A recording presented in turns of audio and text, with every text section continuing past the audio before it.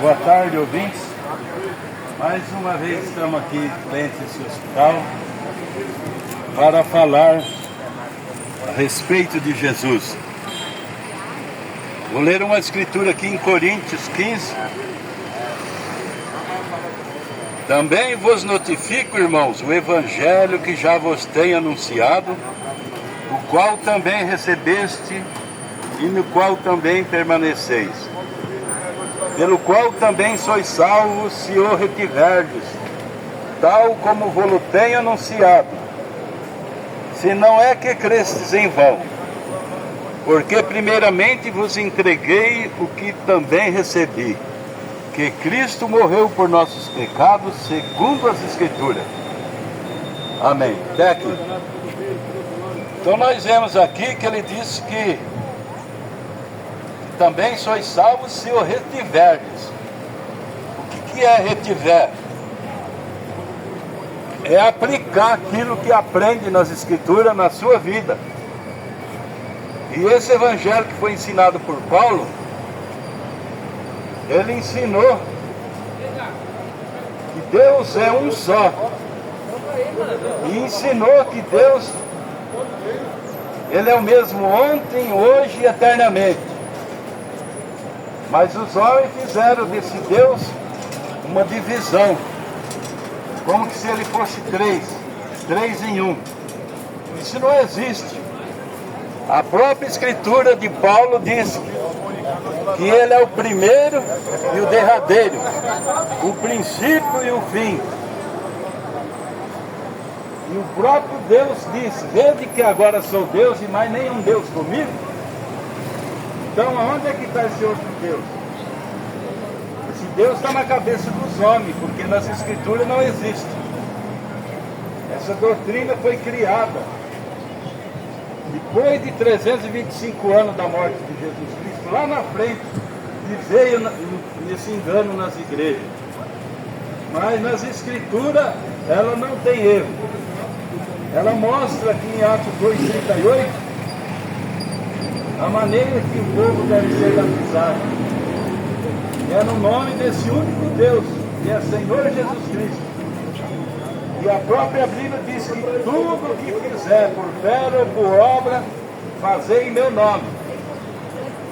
Não tem outro nome pelo qual deveis ser salvos, mas pelo nome do Senhor Jesus Cristo. Nós vemos aqui em Atos 2,38, por exemplo.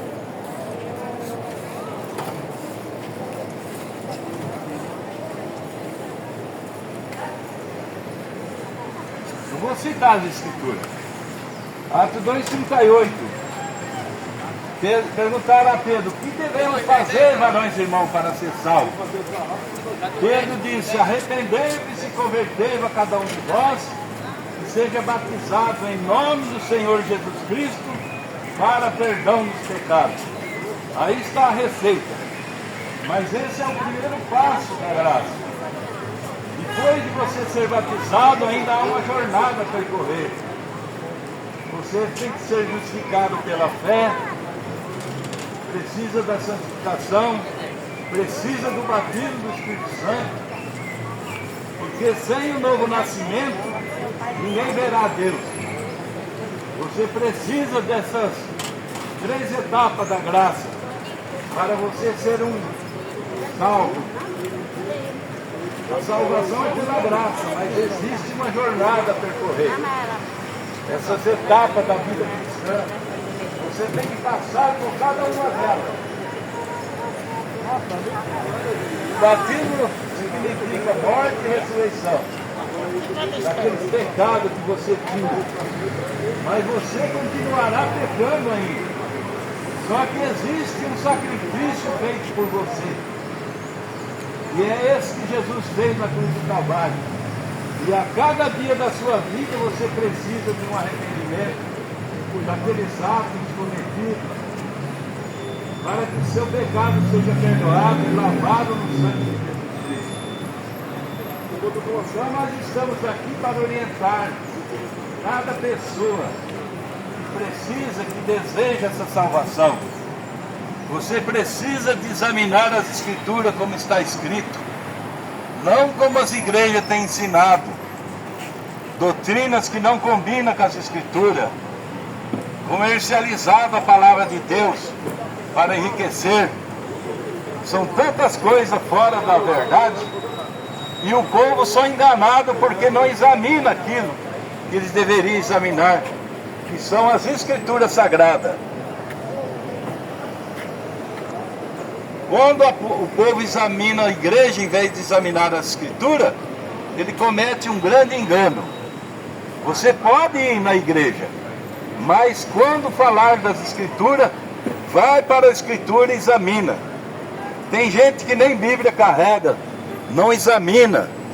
Tudo que fala acha que é verdade aquilo, quando na verdade tem ensinamento que não combina com as Escrituras. Eu já pertenci a outros sistemas religiosos e eu era enganado, mas quando eu corria para a Bíblia, eu via que aquilo não encaixava com aquilo que eu tinha lido. Eu examinava e percorria as Escrituras. Aí aquilo era vindicado que estava errado. Por isso eu não me enganei. Por isso eu conheci a verdade. Deus nessa era tem enviado uma mensagem com a restauração de todas as coisas. Isso são promessas bíblicas. Que a Bíblia fala em Malaquias: eis que eu vos envio o profeta Elias, e ele restaurará todas as coisas, para que eu não venha e tire a terra com maldição. Em São Mateus, as Escrituras falam também: em verdade Elias irá primeiro e restaurará todas as coisas.